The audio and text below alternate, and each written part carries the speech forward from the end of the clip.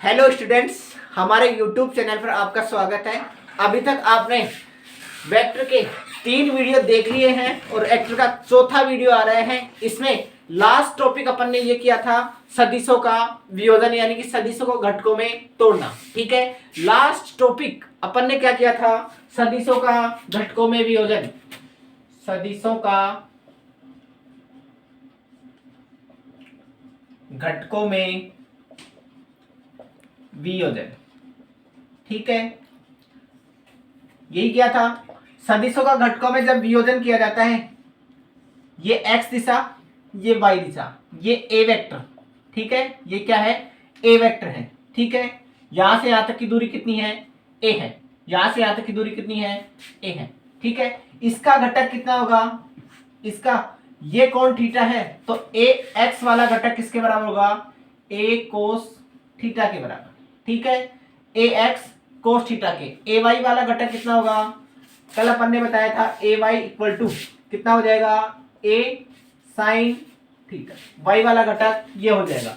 अगर इसके विपरीत अगर कोण यहां से बनता थीटा, तो ये वाला घटक कितना हो जाता?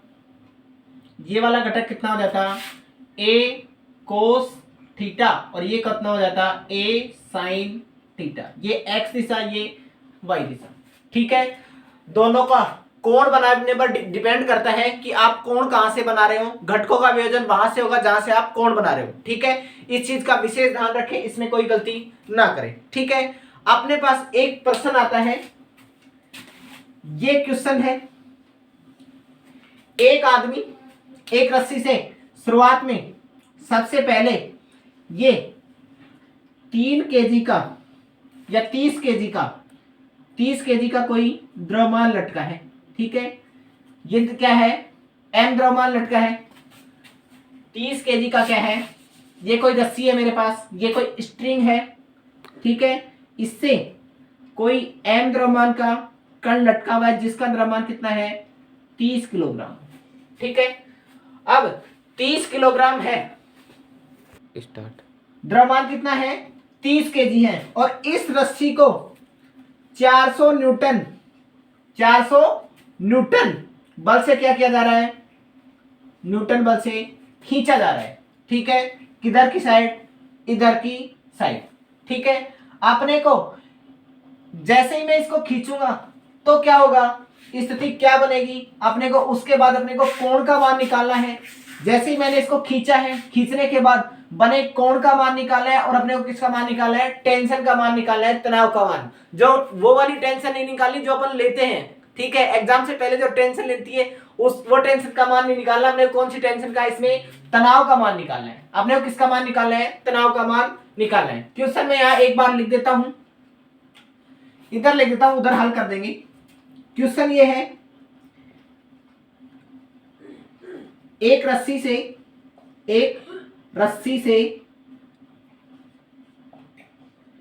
30 किलोग्राम का भार लटकाया जाता है, और उस रस्सी पर 40 न्यूटन का 400 दिया ना अपन ने, तो 400 न्यूटन का बल दिखाए गए चित्र अनुसार लगाया जाता है। दिखाए गए चित्रानुसार लगाया जाता है। तो आपने किसका मान निकालना है? कोण का मान निकालना है। तो बने कोण का मान तथा तनाव ज्ञात करो। ठीक है, अब इस प्रश्न को हल करने के लिए हल इधर से कर रहे हैं। सबसे पहले अपन क्या करें? इस पर तनाव बल लगाए। ये रस्सी किसी दृढ़ से बंधी हुई थी, ये मैंने किसी दृढ़ से किसका बांध दिया। ठीक है, ऐसे थी। जैसे ही मैंने इसको खींचा है, तो तनाव बल किधर लगा है, इधर लगा है, तो रस्सी आगे की तरफ चली जाएगी, ठीक है। और नीचे की तरफ अपना कौन सा भार लटका हुआ है, कितने केजी का लटका हुआ है, 30 केजी का क्या लटका हुआ है, द्रव्यमान लटका हुआ है, ठीक है। इधर कितने न्यूटन का, 400 न्यूटन का क्या लगाया जा रहा है, बल लगाया जा रहा है, ठीक है। 400 न्यूटन का बल लगाया जा रहा है। तो अब अपने को कोण का मान निकालना है कि इसके साथ ये कोण कितना बनता है, इस कोण का मान निकालना है, ठीक है। इस कोण का मान निकालने के लिए सबसे पहले इस फोर्स को इसके घटकों में तोड़ो, इस फोर्स को इसके घटकों में तोड़ेंगे, एक ये वाला घटक हो जाएगा, ठीक है। जब मैंने इसको घटकों में तोड़ा, ये क्या लग रहा है, टेंशन। तो टेंशन को, टी को मैंने घटकों में तोड़ा था, ये वाला घटक कितना हो जाएगा, टी कोस थीटा। ये कितना बन रहा है, थीटा कोण बन रहा है, तो ये कितना हो गया, टी कोस थीटा। और ऐसे भी नहीं समझ में आया तो ये कैसा कोण बन रहा है, एकांतर, ठीक है। जेड आकृति में बनने वाला कोण, एकांतर कोण। अब इसके इधर की तरफ कौन सा बल लगेगा, एक तरफ इसका कौन सा घटक हो गया, कोस का, तो दूसरी तरफ किसका घटक हो जाएगा, टी साइन थीटा, ठीक है। T sine theta. नीचे लगने वाला भार का मान, बल का मान कितना हो जाएगा, F equal to M A, और एम ए क्या है अपना, जी के बराबर। भार कितना हो गया, द्रव्यमान कितना है, 30 गुणा 10 कितना हो गया, 300 न्यूटन। बल कितना हो गया, 300 न्यूटन। इस 300 न्यूटन को कौन संतुलित कर रहा है, इस 300 न्यूटन को कौन संतुलित कर रहा है, टी कोस थीटा, ठीक है। अब 300 न्यूटन कितने के बराबर, टी कितना, ऐसे भी नहीं लगाना तो ये क्या सीधा लिख दो, mg बराबर टी कोस थीटा, ठीक है। mg बराबर टी कोस थीटा, समीकरण नंबर 1, ठीक है। भार का मान रख देंगे कितना है, 30 गुणा 10, जी का मान कितना होता है, जी इक्वल टू 9.8 मीटर प्रति सेकेंड स्क्वायर। इसका मान लगभग इसके बराबर 10 के बराबर ले लेते हैं। ये कितना हो गया, टी कोस थीटा। समीकरण नंबर 1 इसको दे देते हैं। अब दूसरी वाली समीकरण देखिए, दूसरी वाली समीकरण, इस 400 न्यूटन को कौन संतुलित कर रहा है, 400 न्यूटन बराबर ये न्यूटन कितना हो गया, टी साइन थीटा, ठीक है। समीकरण नंबर, आपने को किस, इस थीटा का मान निकालना था, थीटा का मान निकाले तो थीटा का मान कितना हो जाएगा, समीकरण 2 में 2 भाग 1 करने पर कितना हो जाएगा, 2 में 1 का भाग देंगे तो कितना हो जाएगा, सीधा भाग दे ले। ये कितना बन गया, ये कितना बन गया, 400 बटे 300 न्यूटन, न्यूटन बराबर टी साइन थीटा बटे टी कोस थीटा। टी से टी कैंसिल आउट हो गया, ये कितना बन गया, टेन थीटा, टेन थीटा कितने के बराबर, 2 जीरो से 2 जीरो, न्यूटन से न्यूटन, 4 बटे 3, 4 बटे 3। थीटा का मान कितना हो गया, theta equal to ten inverse 4 बटे 3 के बराबर, ठीक है।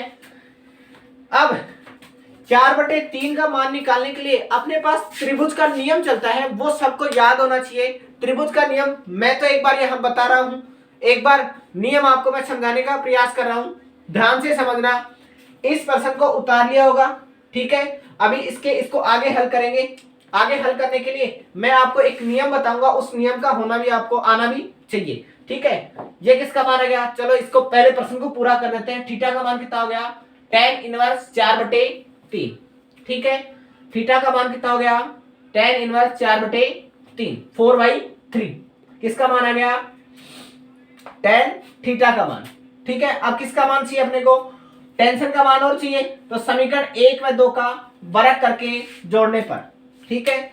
समीकरण 1 स्क्वायर प्लस 2 का स्क्वायर करने पर मान कितना हो जाएगा, टी स्क्वायर, पहले कौन है, एक वाली क्या है, cos square theta plus T square sine square theta बराबर कितने के बराबर हो जाएगा, कितना है पहले कौन है, टी कोस। कोस वाला कितना है, 300 का स्क्वायर प्लस में 400 का स्क्वायर का अंडर रूट। ठीक है, 300 का स्क्वायर प्लस में 400 का स्क्वायर का अंडर रूट। ठीक है, मैं इस प्रश्न को आगे हल करूं, इस वाले को मिटा दें, ये मिटा दिया इसको। अब इससे आगे कर रहा हूं तो sine square plus cos square कितना हो गया, बच कितना गया, ये कितना हो गया 9। इसमें 100, दोनों में 100 कॉमन आ जाएगा ना, तो 100 को तो मैं क्या निकाल लेता हूं, 100 का क्या है 4 गुणा 4 का स्क्वायर गुणा कितने का स्क्वायर है 100 का स्क्वायर, 3 है पहले तो 3 लिख देते हैं, प्लस 4 का स्क्वायर प्लस इंटू में 100 का, 100 बाहर आ जाएगा, 100 बाहर आ गया, अंदर क्या बच गया 3 का स्क्वायर प्लस 4 का स्क्वायर कितना हो गया 3 का स्क्वायर प्लस 4 का स्क्वायर, क्योंकि 100 दोनों में क्या था कॉमन 12 है तो 100 का स्क्वायर था, 100 का स्क्वायर क्या आ जाएगा 1 बच जाएगा, तो ये कितना हो गया 100 इंटू में 4 और 3, 3 तिया 9, 4 चौक 16, कितना हो गया 9 प्लस 16 24, 25, 25 का रूट कितना होता है 25 का रूट कितना होता है 5, टी स्क्वायर का मान, टी का मान कितना हो जाएगा, टी का मान कितना हो जाएगा, या इसका सीधा किया भी, ठीक है, अंडर रूट आगे लगाए, ये टी का मान आ गया तो 100 इंटू 5 यानी कि 500 न्यूटन। तनाव का मान कितना आ गया 500 न्यूटन, तनाव का मान कितना आ गया 500 न्यूटन। ठीक है, ये प्रश्न होता है पूरा। अब चर्चा किसकी थी, 4/3 का मान कैसे निकाला जाए, 4/3 का मान निकाला कैसे जाए। 4/3 का मान निकालने के लिए अपने पास एक त्रिभुज नियम चलता है, वो सभी बच्चों को याद होना चाहिए। वो नियम ये कहता है, मिटा दो इसको, उसको फिर देखेंगे, पहले प्रश्न को मिटा दे, ये प्रश्न मिटा दिया। अब इसकी मान पूछ लिए कि मान ही कितना होगा। अब ये देखना, ये त्रिभुज सभी बच्चों को याद होना चाहिए। ठीक है, अगर यहाँ 5 लिखा गया, यहाँ 4 लिखा गया, यहाँ 3 लिखा गया, एक त्रिभुज और बना लेते हैं साथ में ही। ये कितना है 4 है, ये 3 है, ये 5 है। ठीक है, 5 और 3 के मध्य बनने वाला कोण 53 डिग्री। ठीक है, याद रखना 5 और 3 दोनों को मिला दो, ये 5 रहा, ये 3 रहा, दोनों को क्या कर दिया मैंने मिला दिया। दोनों को जैसे ही मैंने मिलाया, दोनों को जैसे ही मैंने मिलाया तो ये क्या बन जाता है 53। तो साइन 53 की वैल्यू किसके बराबर होगी, वही अपना लाल बटे कक्का वाला सूत्र। लाल बटे कक्का का सूत्र क्या होता है, लंब बटे कर्ण, लंब बटे कर्ण। मान कितना हो गया 4/5। ठीक है, 4/5। ठीक है, कोस 53, कोस 53, कोस क्या होता है आधार बटे कर्ण, और आधार कितना है 3/5, 3/5। ये क्या हो जाएगा, बात आई किसकी tan 53, tan 53 कितना होगा लंब बटे आधार, लंब कितना है 4, आधार कितना है, आधार कितना है 3। ठीक है, मान कितना आ गया 4/3। यहां देखो क्या कितना है 4/3, यानी कि थीटा का मान कितना हो जाएगा, यहाँ थीटा का मान कितना हो जाएगा 53 डिग्री। थीटा का मान कितना हो जाएगा 53 डिग्री। यहाँ देखा 4/3 और यहाँ भी कितना है 4/3। ठीक है, जब यहाँ पर 5 और 4 लिखा हुआ हो, एक याद हो जाएगा तो दूसरा याद करने की जरूरत नहीं पड़ेगी। एक 53 डिग्री तो दूसरा 37 डिग्री। 90 माइनस 53 कितना होता है 37। ठीक है, ये और ये कोण दोनों मिलकर कितने के होते हैं 90 डिग्री के होते हैं। ये कोण और ये कोण दोनों मिलकर कितने के होते हैं 90 के। ये कोण कितने के 90 के, जब ये वाला कोण कितना है 90 डिग्री का। ठीक है, सब में ये कोण कितना है 90 डिग्री का। ठीक है, ये क्या है लंब कितने बार कोण पर होता है 90 डिग्री पर। ठीक है, अब इसमें साइन कितना बनेगा, अपन ने किसका मान निकाल लिया। अब 53 वाला कौन सा कोण बन गया, ये वाला किसका बन जाएगा 53 का, और ये किसका बन जाएगा 37 का। ये 53 तो ये कितना 37। ठीक है, मान हमेशा इसी कोण से निकालने हैं, मान हमेशा यहीं से निकालने हैं, मान हमेशा यहीं से निकालने हैं। अगर यहां से निकालोगे तो आपने को क्या करना पड़ेगा, इसको त्रिभुज को उल्टा करना पड़ेगा। ठीक है, उल्टा करके फिर वापस से मान निकालने पड़ेगा। ठीक है, अब यहां से मान निकाल रहे हैं तो कितना है ये 37, साइन 37 का मान कितने के बराबर होगा, लंब बटे कर्ण, लंब बटे कर्ण, लंब कितना है 3/5। ठीक है, कोस 37 का मान कितना हो जाएगा 4/5। tan 37 का मान कितना हो जाएगा, लंब बटे आधार, लंब कौन सा है अपना, लंब कौन सा है 3 और आधार कौन सा है 4। ठीक है, ये मान सबको याद होने चाहिए। देखना इस मान को वापस देखना, साइन 53 की वैल्यू कितनी है 4/5, साइन 53 की वैल्यू 4/5, कोस 53 की वैल्यू 3/5, tan 53 की वैल्यू 4/3, साइन 37 की वैल्यू कितनी होती है 3/5, कोस 37 की वैल्यू होती है 4/5, tan 37 की वैल्यू होती है 3/4। जहां तक किसी को कोई दिक्कत है तो पहले वो बताएं, ये स्पेशल नोट डाल के लिख लेंगे इसको। ठीक है, ये मान कभी भी पूछ ले तो ये मान आपको सीधे याद होने चाहिए। ठीक है, ये मान आपको सीधे याद होने चाहिए। यहां तक किसी को कोई दिक्कत है तो वो बताओ, यहां तक मान सबको पता हो गए। ठीक है, धीरे धीरे कंसेप्ट में आगे बढ़ते जाएंगे और आगे प्रश्नों को हल करते जाएंगे। जैसे जैसे आगे बढ़ेंगे वैसे वैसे सभी चीजें क्लियर होती जाएंगी। ठीक है, इससे आगे बढ़े। इसमें किसी को कोई दिक्कत है क्या, नहीं है? ठीक है, मिटा दूं।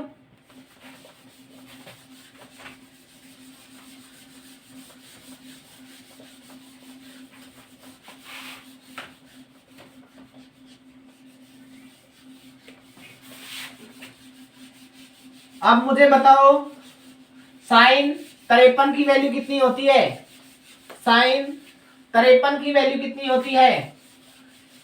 अगला बताओ tan 53 की वैल्यू कितनी होती है।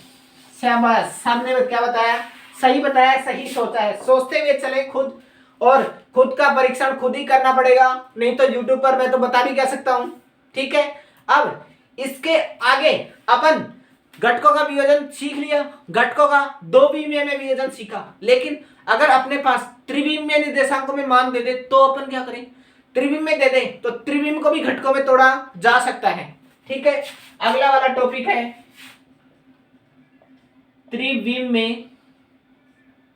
त्रिविमीय निर्देशांकों में सदिश का घटकों में वियोजन। ठीक है, अपन क्या पढ़ रहे हैं, त्रिविम में पढ़ रहे हैं। ठीक है, द्विविमीय में कर लिया। ठीक है, द्विविमीय में किसी को कोई दिक्कत नहीं है। अब अगले वाला पढ़े त्रिविमीय में घटकों का वियोजन कैसे करें। त्रिविमीय, सबसे पहले तो निर्देश तंत्र बनाओ त्रिविमीय में। ठीक है, जिसके निर्देशांक x y z हो। ठीक है, x y क्या ले लिया z। ठीक है, यहां मैंने क्या बना लिया,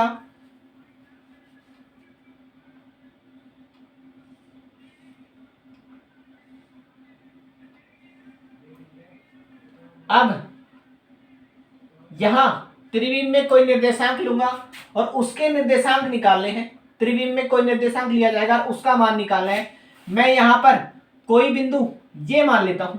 ठीक है, इसके निर्देशांक निकालने हैं। ये क्या है,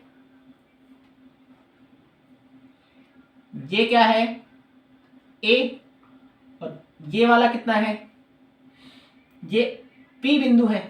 ठीक है, P बिंदु के अपने को क्या निकालने हैं, निर्देशांक निकालने हैं। ठीक है, इसको घटकों में क्या करना है, तोड़ना है। P बिंदु तक यानी कि O से P तक के दूरी कितनी दे रखी है, a दे रखी है। इसको अपने को किसमें तोड़ना है, ये क्या है a वेक्टर है, और इसका मान अपने को इसको किसमें तोड़ना है, इसके घटकों में तोड़ना है। अब x के साथ बनने वाला कोण अल्फा, y के साथ बनने वाला कोण बीटा, z के साथ बनने वाला कोण कितना, z के साथ बनने वाला कोण गामा। ठीक है, अब मैं इसको थोड़ा सा इधर लिख देता हूं। ठीक है, जिससे आपको समझने में क्या हो जाएगी, आसानी हो जाएगी। ये बना लिया मैंने x y z, और ये अपना बिंदु P बना लिया। ठीक है। अब P बिंदु बना लिया तो P बिंदु को मैंने यहां से मिला दिया। ये क्या है? A वेक्टर है। इसके साथ बनने वाला कोण कितना बताया? अल्फा। इसके साथ बनने वाला कोण बीटा, और पूरे के साथ यानी कि जेड के साथ बनने वाला कोण कितना? गामा। ठीक है, इसको अपने को किसमें तोड़ना है? घटकों में तोड़ना है। ठीक है, सबसे पहले अल्फा का मान निकालना है। किसका मान निकालना है? अल्फा का मान निकालना है। कोस अल्फा, कोस अल्फा अपना तो वही सूत्र रहेगा, ले दे के एक ही सूत्र है, लाल बटे कक्का का। ठीक है, यानी कि आधार बटे करण। आधार कितना है? आधार बताओ। ये वाला मान कितना होगा? ax, और ये वाला मान कितना होगा? ay, और यहां से यहां तक का मान कितना होगा? यहां कितना होगा? az। ठीक है, अब z लेंगे तो इसको z को उधर ले जाके दिखाएंगे। अब त्रिविम में ये ऐसे बनी हुई स्थिति है, ठीक है, ऐसे बाहर की तरफ है, तब ये दिखा नहीं सकते, तो अपन ax और ay का मान निकालेंगे और z के अपन कल्पना कर लेंगे। ठीक है, अब कोस अल्फा किसका मान निकालना है? कोस अल्फा का मान। अपन ने कल द्विविमीय में घटकों में तोड़ा था, तब इस त्रिभुज से देखना, त्रिभुज ओ पी क्यू में, त्रिभुज ओ पी क्यू में।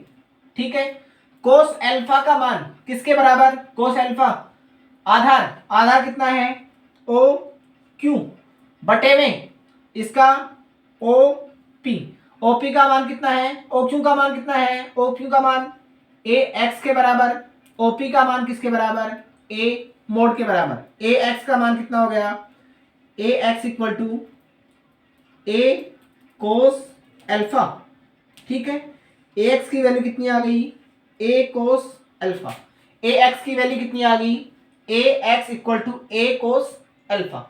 ठीक है, इसी प्रकार अपन बीटा का मान निकालें तो कोस बीटा का मान कितना होता है?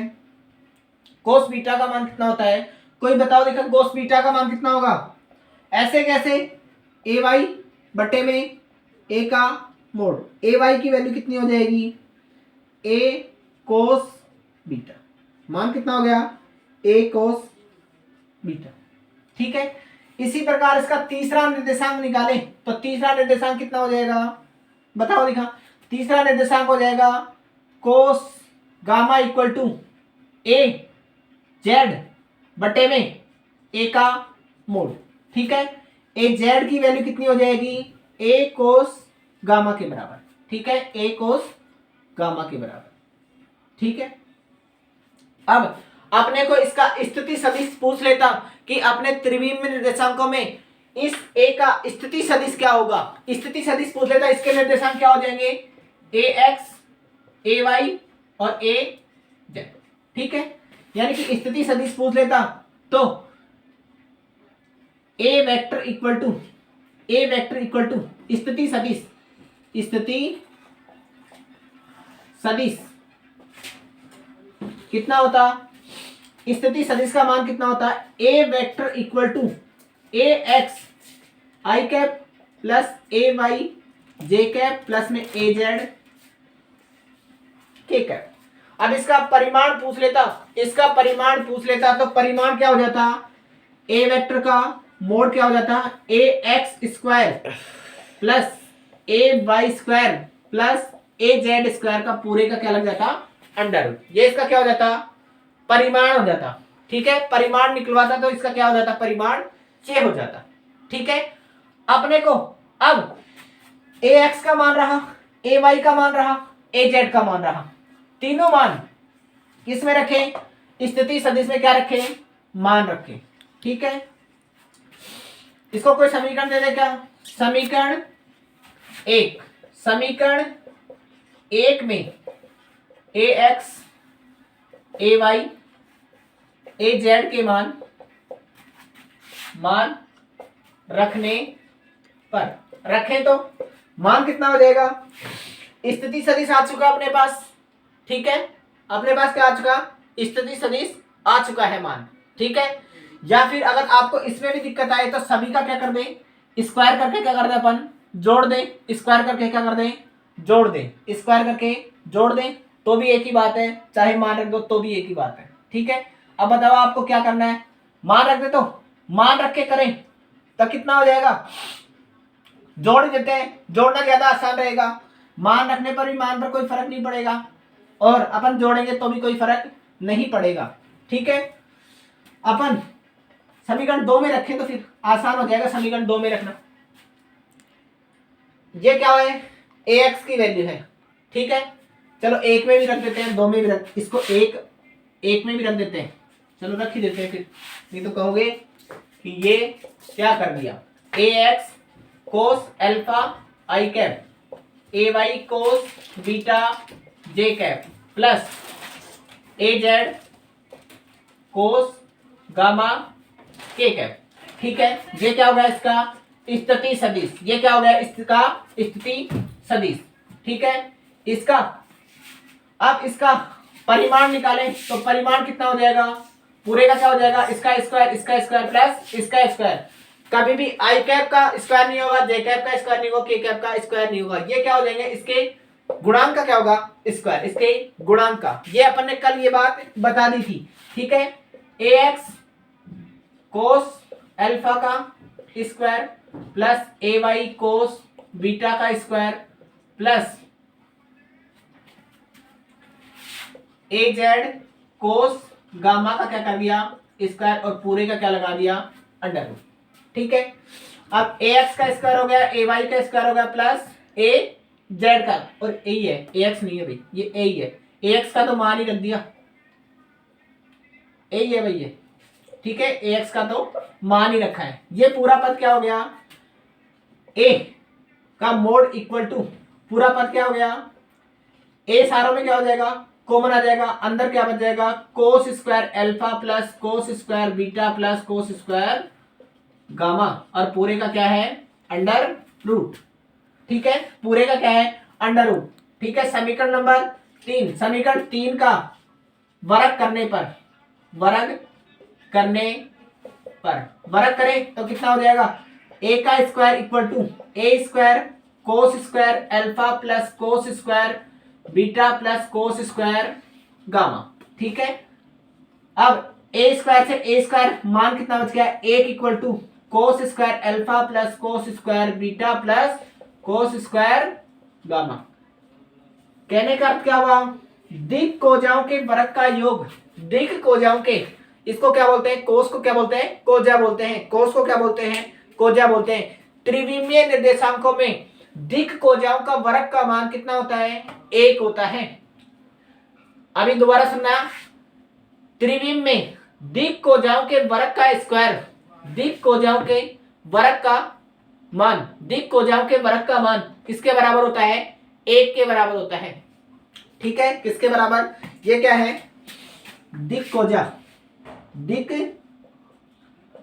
कोजाओं का मान 1 प्राप्त होता है, त्रिविम में 1 प्राप्त होता है, अब दिक कोजाओं का तो मान कितना हो गया, 1 हो गया। ठीक है, दिक कोजाओं का मान कितना हो गया, 1 हो गया। अब कोई पूछे नहीं मुझे तो साइन का मान बताओ, साइन का मान कितना होगा, साइन का मान कितना होगा, साइन का मान बताओ, दिखा, इधर को मिटा दे, इधर वाला नोट कर लिया होगा, मिटा दे, तो ये मिटा दिया, इधर वाले को मिटा दिया है। आधे एस्पिरेंट हैं, जो भी अपने आधे एस्पिरेंट है उनके मिट गया क्या, लो धीरे धीरे मिटाया, धीरे धीरे मिटाया, मिटा किसी के बचा हुआ है, अपने को मिटाना नहीं, अपने को दिमाग में मिटा के रखना है। ठीक है, इसका मान कितना हो गया, अब साइन की फॉर्म में, तो साइन के रूप में मान कितना हो जाएगा, साइन के रूप में कितना हो जाएगा, साइन के रूप में मान कितना हो जाएगा, देखें तो साइन के रूप में मान निकालेंगे तो 1 plus cos square plus sine square किसके बराबर होता है, cos square theta plus sign square theta किसके बराबर होता है, 1 के बराबर होता है। ठीक है, अपन कोस का मान निकालें तो कोस थीटा का मान, कोस स्क्वायर थीटा का मान 1 माइनस साइन स्क्वायर थीटा के बराबर होता है, मान रख देते हैं यहाँ, तो कितना हो जाएगा 1 equal to 1 minus sine square theta sine square alpha है भाई, alpha plus 1 minus sine square beta plus 1 minus sine square gamma. सभी का क्या कर दिया मैंने, मान रख दिया। ये इस एक को इधर लेके आएंगे तो क्या हो जाएगा, एक से एक कैंसिल आउट हो जाएगा, एक एक दो, ठीक है। मान क्या बच गया अपना, 0 इक्वल टू कितना हो गया, एक और एक कितना हो गया, 2 minus sine square alpha plus sign square beta plus sign square gamma, ठीक है। Sign square alpha plus sign square beta plus sign square gamma की वैल्यू किसके बराबर होती है, 2 के बराबर।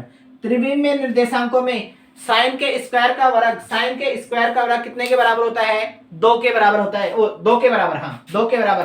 कोस का कितने के बराबर होता है, 1 के बराबर होता है, ठीक है। कोस का किसके बराबर होता है, 1 के बराबर होता है, ठीक है। अब अपने को कोई प्रश्न दे दे, अपने को कोई प्रश्न दे दे कि मेरे को कोस का मान निकालना है, थीटा का मान निकालना है, अल्फा का मान निकालना है, तो मान कैसे निकालें, उसके लिए देखना अपने पास एक प्रश्न है, मिटा दूं इसको।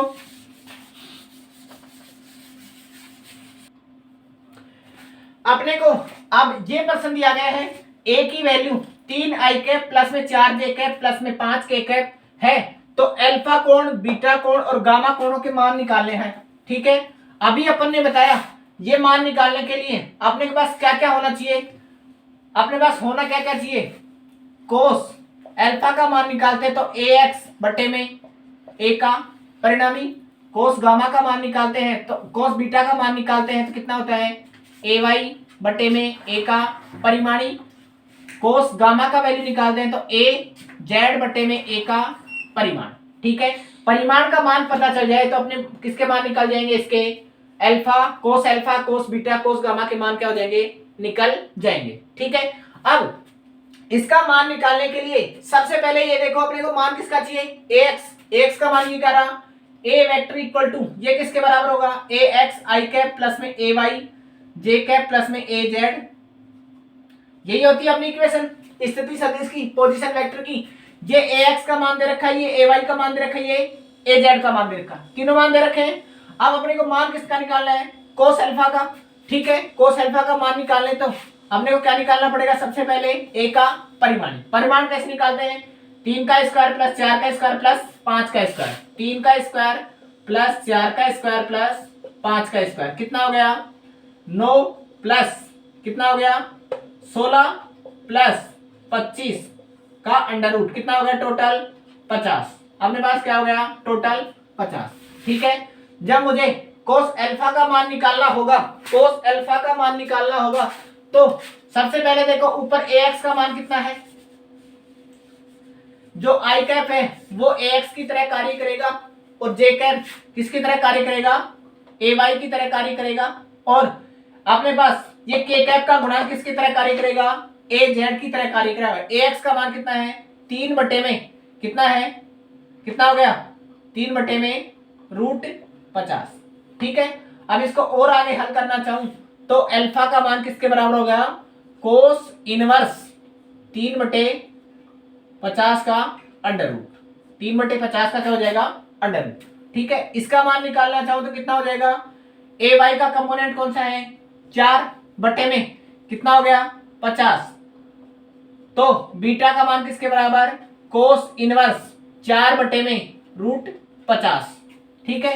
अब यहां पर ए जेड का मान कितना हो जाएगा, ए जेड का कंपोनेंट कौन सा है 5 बटे में कितना हो गया रूट 50 बटे में रूट 50, बीटा गामा का वैल्यू कितना हो गया कोस इनवर्स कितना 5 बटे रूट 50, ये क्या हो जाएगा इसका उत्तर, ठीक है। ये इसका क्या हो जाएगा, ये अल्फा का मान हो गया, ये बीटा का मान हो गया, ये गामा का मान हो गया, ठीक है। ऐसे प्रश्न आप खुद करना। इसके आगे मैं करवा रहा हूं कुछ अलग टॉपिक। अगला टॉपिक है सदिशों का घटकों में वियोजन, सदिशों का घटकों में वियोजन, ठीक है। ऐसे प्रश्न आपको खुद को करने हैं, अपनी जो भी नोटबुक है उसमें जहां भी मिल जाए, जहां भी किताब में मिले सभी को कर लेना है, ठीक है। मिटा दे।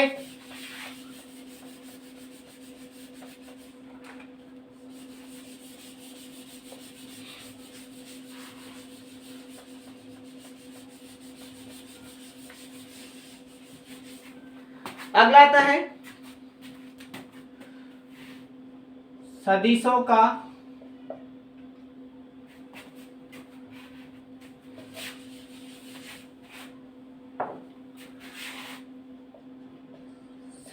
का योग नियम। सदिशों का योग नियम, ठीक है। दो या दो से अधिक सदिशों को जोड़ना ही क्या कहलाता है? योग नियम, ठीक है। अब इसके कुछ नियम प्रचलित हैं। पहला है त्रिभुज नियम। पहला क्या है? त्रिभुज नियम। दूसरा क्या है? बहुभुज नियम। बहुभुज नियम। तीसरा क्या है? समांतर चतुर्भुज त्रिभुज सदिश योग नियम। दूसरा क्या है? बहुभुज सदिश योग नियम। ये क्या हो गया? चतुर्भुज, समांतर चतुर्भुज सदिश योग नियम, ठीक है। अपन पहला स्टार्ट कर रहे हैं। कौन सा? त्रिभुज सदिश योग नियम। त्रिभुज सदिश योग नियम, ठीक है। थोड़ा सा इंक क्या हो गया है? कम हो गया है, तो इंक डाल लेते हैं। सदिश योग नियम क्या कहता है? जितने भी सदिश दिए गए हैं सभी का क्या कर दें अपन?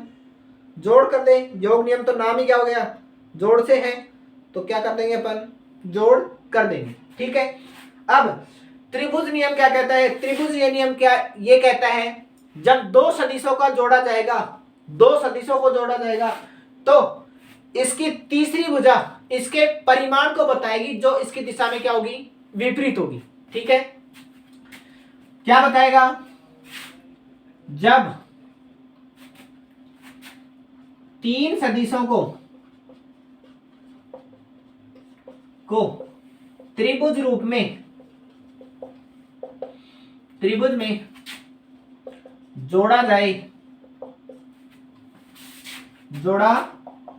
जाए तो दो सदिश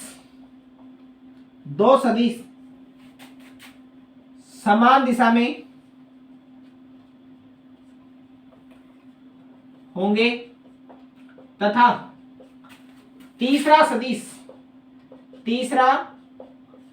सदिश इन दोनों सदिशों के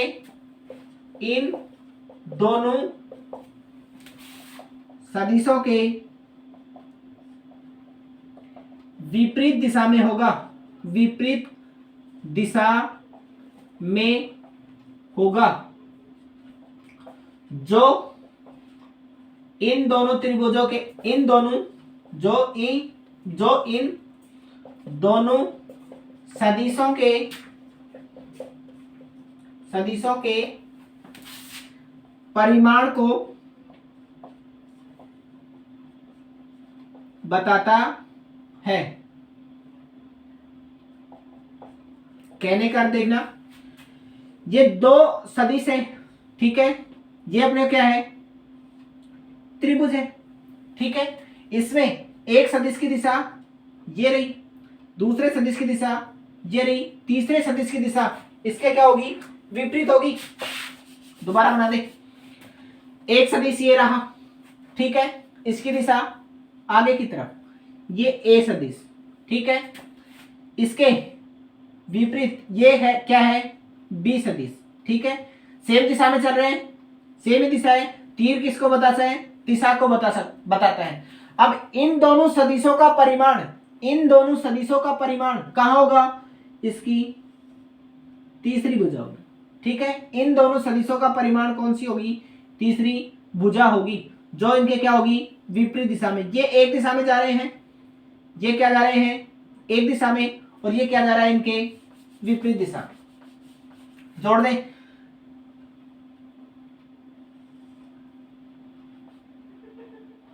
इन दोनों की एक दिशा ये है और बी की दिशा ये है। ये क्या है?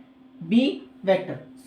तो इसका परिणामी आर वेक्टर की दिशा किधर होगी, इधर होगी, इन दोनों की सदिशों के विपरीत दिशा में, यानी कि r vector equal to a vector plus में बी वेक्टर। इन दोनों सदिशों का परिमाण क्या होगा, आर सदिश होगा। इन दोनों सदिशों का परिमाण क्या होगा, आर सदिश होगा। इन दोनों सदिशों का परिमाण क्या होगा, आर सदिश होगा।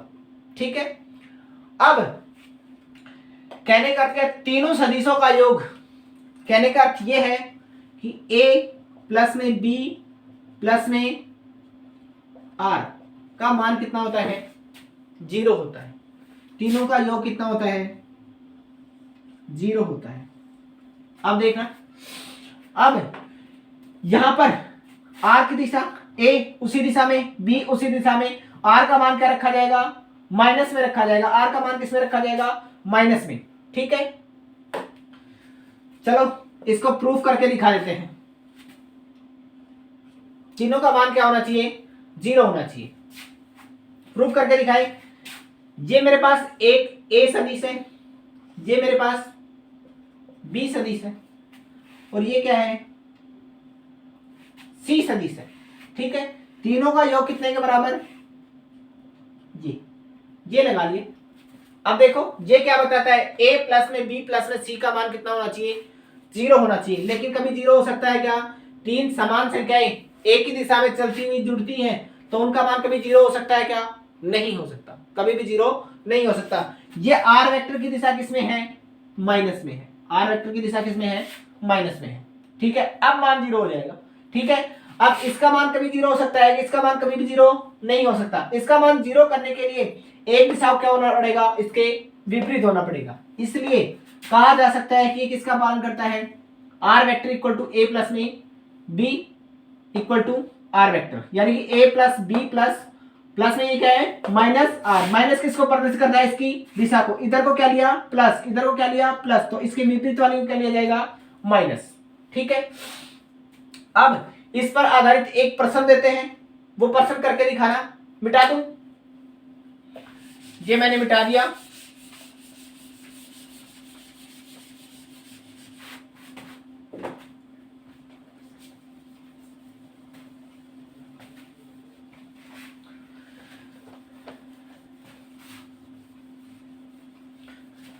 ये प्रश्न किसी एग्जाम में पूछा गया है। ठीक है, प्रश्न क्या है, मैं प्रश्न लिख रहा हूं और प्रश्न का मान बताना है मुझे। क्वेश्चन ये है, एक त्रिभुज दे रखा है, एक त्रिभुज दे रखा है, ये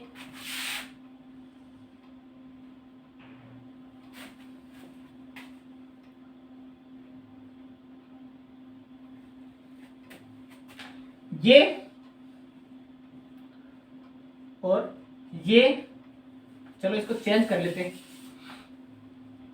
इसकी दिशा इधर दे दी, अब की बात, इससे जुड़े हुए की दिशा इधर दे दी, और इसकी दिशा इधर दे दी। ये क्या है, आर वेक्टर है, ये क्या है, आर वेक्टर है, ये क्या है, ए वेक्टर है, ये क्या है, बी वेक्टर है। ठीक है, अब पूछा क्या है, दिखाए गए चित्र का, दिखाए गए चित्र का परिणामी ज्ञात करो, परिणामी ज्ञात करो। आपने किसका मान बताना है, आर का मान बताना है, आर का मान बताना है। तो आर का मान बताने के लिए आर का मान कितना होगा, सबसे पहले देखो, किसी एक दिशा को पॉजिटिव पकड़ लो, दूसरी को क्या हो जाएगी, अपने आप ही नेगेटिव हो जाएगी। ठीक है, अब यहां से चलना शुरू करो।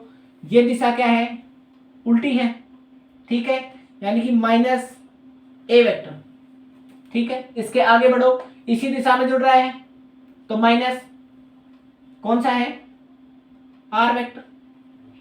अब ये क्या है, दिशा उसी दिशा में है क्या, नहीं है, दिशा क्या हो गई है, चेंज हो गई है, प्लस में बी वेक्टर इक्वल टू 0।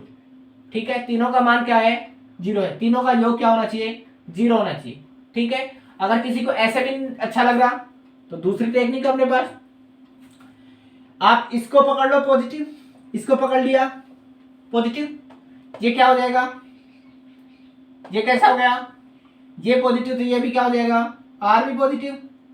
इसके बाद ये इनके क्या है, विपरीत दिशा में, ये क्या हो गया, बी इसके विपरीत। जो भी आपको अच्छा लगे, दोनों ही सही है, ये भी सही है और ये भी सही है। ठीक है, अपन एक को पकड़ ले, इस वाले को मिटा ले, नीचे वाले को, ये पकड़ लिया। तो हमने किसका मान चाहिए था, आर का मान चाहिए था। आर का मान निकालने के लिए अब इस राशि को मैं इधर भेज दूं, या फिर इस राशि को पूरी को उठा के आर को इधर भेज देता हूं।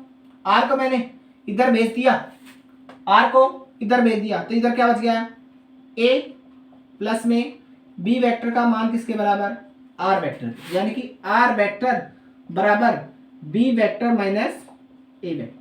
ये इसका क्या होगा, सही आंसर होगा। ठीक है, इसके ऑप्शन में दिया गया था, जब प्रश्न पूछा गया था, तो आर की वैल्यू ए प्लस में बी ऑप्शन दिया गया था, आर की वैल्यू ए माइनस बी, सी ऑप्शन दिया गया था आर प्लस बी किसके बराबर, आर प्लस बी किसके बराबर, ए के बराबर। और एक ऑप्शन दिया गया था,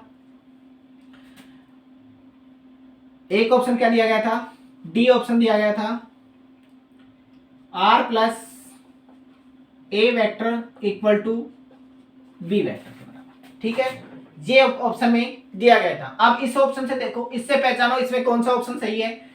इस ए को किधर ले आएंगे, ए यहां पर दिया गया है, इसको इधर लेके आएंगे तो किससे आएगा, प्लस से। तो इसका परिणामी आंसर कौन सा सही होगा, ये वाला सही हो जाएगा।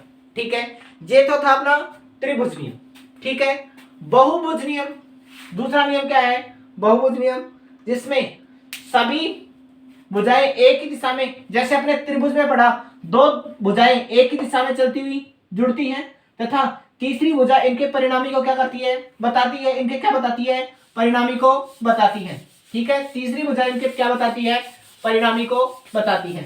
ठीक है, अगला नियम क्या है इसका, बहुभुज नियम। ठीक है, बहुत ही आसान सा है, 1 मिनट का है।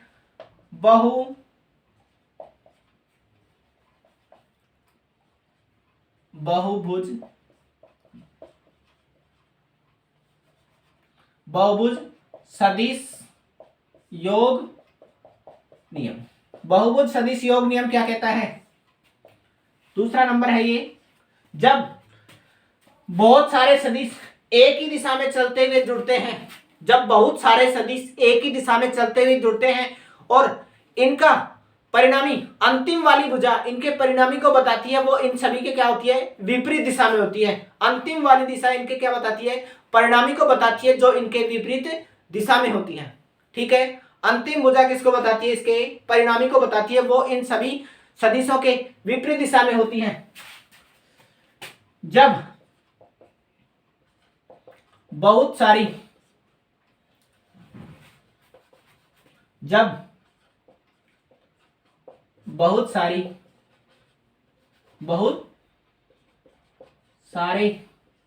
सदिश एक ही दिशा में चलते हुए जुड़ते हैं तथा अंतिम सदिश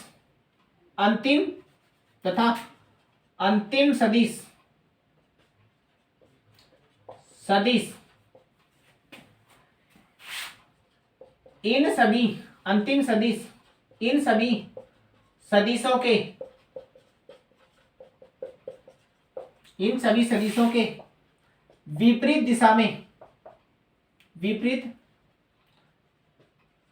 दिशा में जुड़ता है, यह ही बहुभुज नियम है। बहुभुज नियम है। अब इसमें देखना, बहुभुज नियम, इसमें दो या दो से अधिक भुजाएं क्या होंगी, त्रिभुज में दो भुजाएं जुड़ रही थी, इसमें दो या दो से अधिक, यानी कि बहुत सारे, दो या दो से अधिक लिख ले, यहां लिख ले इसको काट के, जब दो या दो से अधिक सदिश एक ही दिशा में चलते हुए जुड़ते हैं। देखना, ये ए सदिश है, ये बी सदिश है, ये ए सदिश है, ये बी सदिश है, ये सी सदिश है, ये डी सदिश है, और इनका परिणामी अंतिम वाला सदिश इनके किसको बताता है? परिणामी को बताता है। ये क्या हो जाएगा? इनका रिजल्टेंट हो जाएगा। ये इन सभी के क्या होगा? विपरीत दिशा में, यानी कि r vector equal to a vector plus b vector plus c vector plus में डी वेक्टर। आर का मान सभी के योग के बराबर होता है। ठीक है, इन सभी के योग के बराबर होता है। ठीक है, ये क्या है? बहुभुज नियम। आशा करते हैं आज जो पढ़ाया गया है वो अच्छे से समझ में आया होगा, और साथ ही आप पढ़ते रहें, आगे बढ़ते रहें। Thank you very much.